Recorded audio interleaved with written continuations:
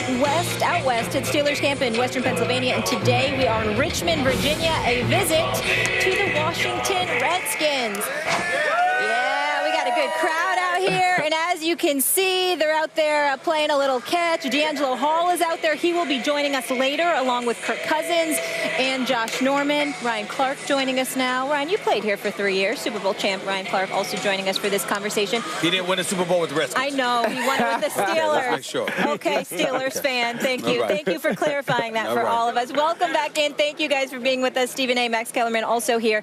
So since we're in Virginia, obviously a important conversation that's been discussed, controversial topic, is the name Redskins. So we want to dive into the actual name here. Team owner Dan Snyder has stuck by the name even when coming under fire for the use of it, which many people deem racist as it refers to Native Americans. Max, tell us how you feel about the name Redskins. Well, first of all, I won't use the name. And I think people, especially from cultures of the oppressed, should relate to this. But even if you're not from that, just as an empathetic human being, you should also try to understand it. Now, there's a poll in the Washington Post that said 90% of Native Americans polled are not offended by the name. First of all, the methodology has been questioned by an offended Native American tribe, has questioned the methodology. But even besides that, let's say the poll is accurate. I'm not worried about the 90% who are not offended. I'm worried about the 10% who are. Now, recently, the origins of the name have been uncovered. Originally, people thought that it referred to the scalp, right? The red under the scalp. Yep. And it had this kind of disgusting origin. And recently it was found that's not even the case, that Native Americans referred to themselves that way as they referred to Europeans as white-skinned, Africans as black-skinned, etc. But I'm not worried about whether or not the origins of the name are pejorative. Over time, it came to be a slur. If you look it up in the dictionary, it will say a slur for Native Americans. Now, even if it wasn't a slur, can you imagine if a team was called the such and such whites or the such and such blacks? Because it doesn't refer to a single tribe. It refers to a word encompassing all Native Americans. I also would be uncomfortable with that. Furthermore, there are words that we used for black people that were not considered pejorative decades ago, like Negro, for instance, which today have taken on a negative connotation. Certainly it's not politically correct, and certainly you would feel uncomfortable calling a team by that name. So culture changes meaning over time. Just imagine for a second those who disagree with me. Of the Native American child in this country who comes from a household where the culture of the household does consider that a slur. And that Native American child is looking at his NFL team, saying the NFL team is okay, and the NFL, by connection, is okay with saying this word about me and my culture and who I'm from and my family. I think what this really boils down to, because I don't think this is that hard to understand, is Dan Snyder is a billionaire. Billionaires don't like to be told what to do. They're not used to it. And so, of course, when the Washington Post poll came out, he doubled down. We will never, all caps, change the name. Where's my camera? I want to just tell Dan Snyder something.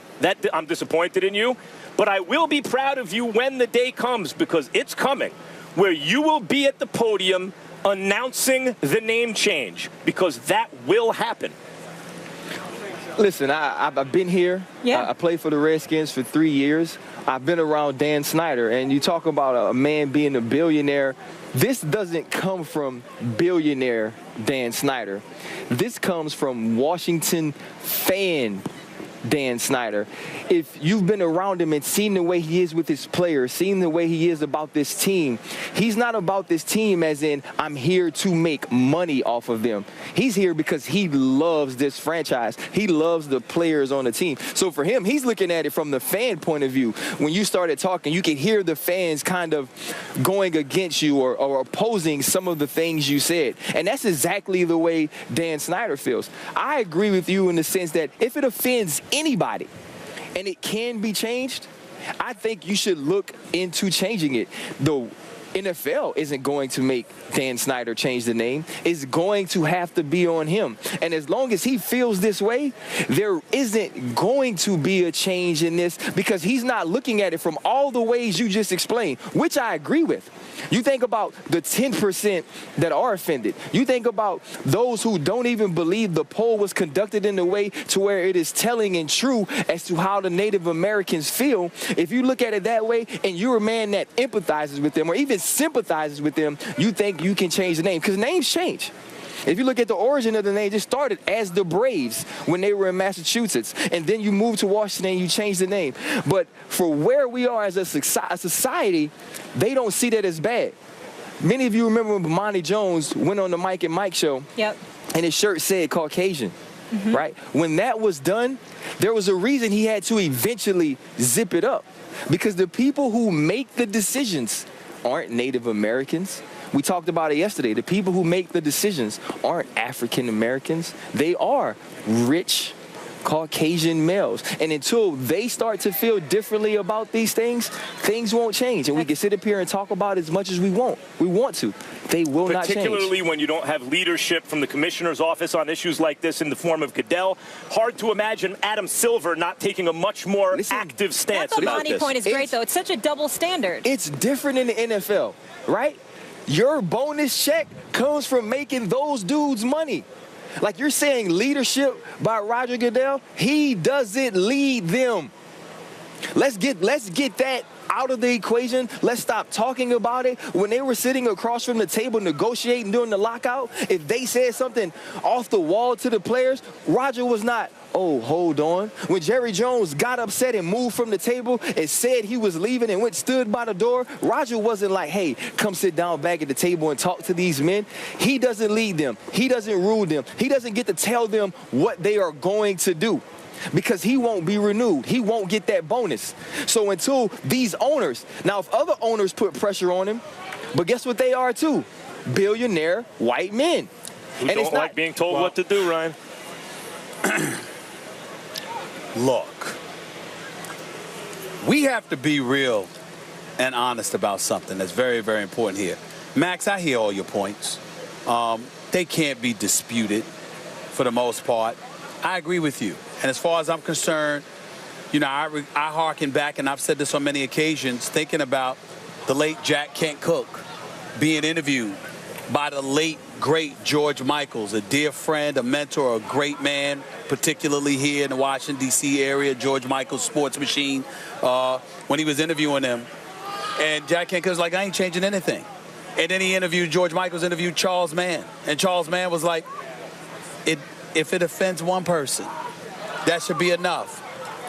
Daniel Snyder and owners beg to differ. Here's where it gets tricky and it gets dicey. And we have to be honest about this.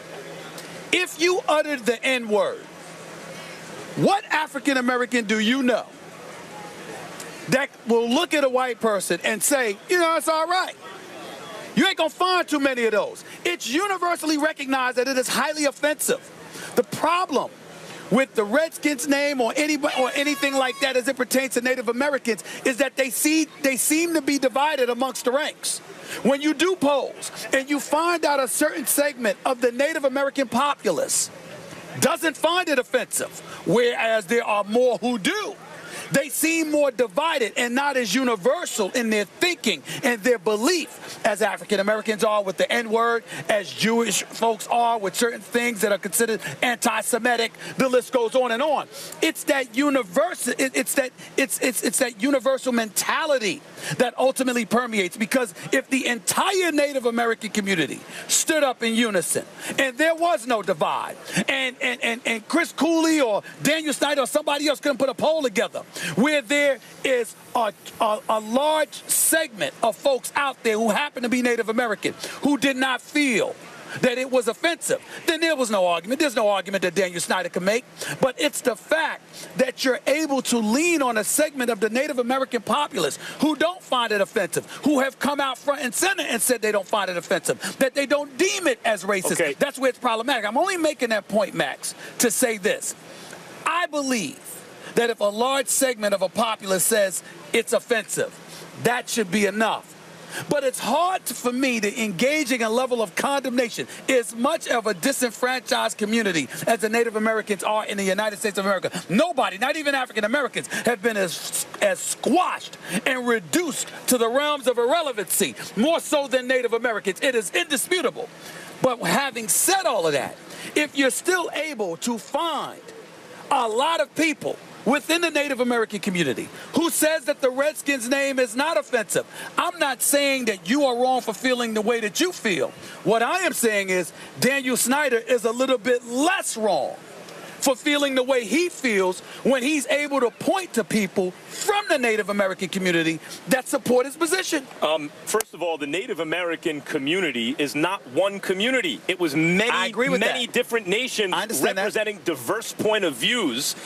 Much harder to kind of categorize them ethnically as one kind of cohesive ethnicity that will speak with one voice. First of all, no ethnicity speaks with one voice. Right. But in particular, Native Americans, it's difficult. It's many different nations and tribes of Native Americans. Secondly, this country did a number on Native Americans, and so part of the reality is Native Americans don't have a voice that other ethnic groups have, and making it even more difficult to really gauge and put your finger on the pulse. But the little bit of voice that they do have, it's somewhat divided. Like I said, you can't. Let me tell you something right now. You could come up here and say there's a word that as a black man, I'm perfectly okay with people using, and you can second it. But it ain't the N-word. But it ain't the N-word. But the other thing is, what he's saying is that both sides, you can argue on both sides until everybody comes together in unison. It's not good. Nothing's going to give unanimity, practically. But if you said, no, I'm okay with this word, and so did you, and so did others, but there was a segment of the African-American population that was deeply offended by it. I, as a socially conscious individual, would say, I'm okay that you feel that way, and I'm not a black man. But as a man, I'm not okay with using the word. But that's you, though. That's me, and this is my point of view. And you also have to understand, and this is the point of view of many people. Negative, though. Like, Daniel Snyder doesn't see it as negative. You see it as negative if we do. So you empathize with it. That's not how he sees the name. He sees it as a name, and he said it.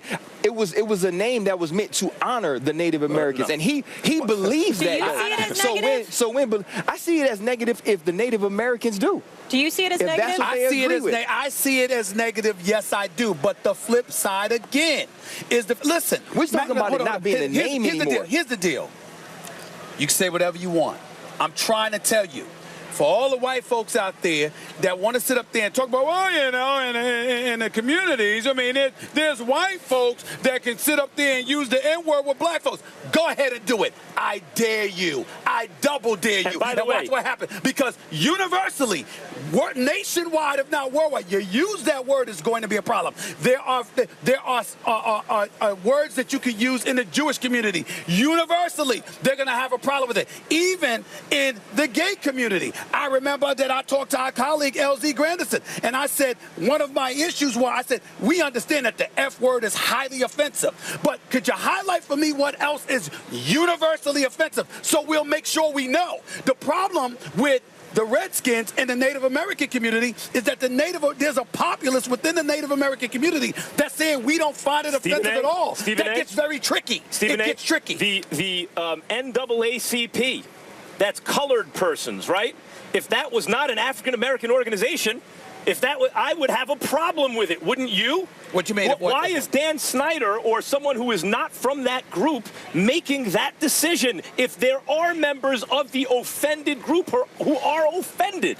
Because it has to be. It has to be unanimous. It has to be as close to universal as you possibly get. When you talk about the NAACP, the National Association for the Advancement of Colored People, there are plenty of white folks who are members of the NAACP. Sure. But here's the reality: white, black, Hispanic, whomever's a member of the NAACP, they have one vision. They have one voice. They are lockstep in unison in terms of their belief. They're not divided. They're not divided. The word colored is not as offensive, obviously, as the N-bomb. And some might even say, no, because I'm from an era where that I wish it was a different name. The point is, we know what that is, and it's certainly, at the very least, politically incorrect, and culture has changed over time, and I'm not worried about the etymology of the word or the origins of the word. I'm worried about the little Native American kid who is offended by his football team's name, and it's got to change. Well, I would say this to you.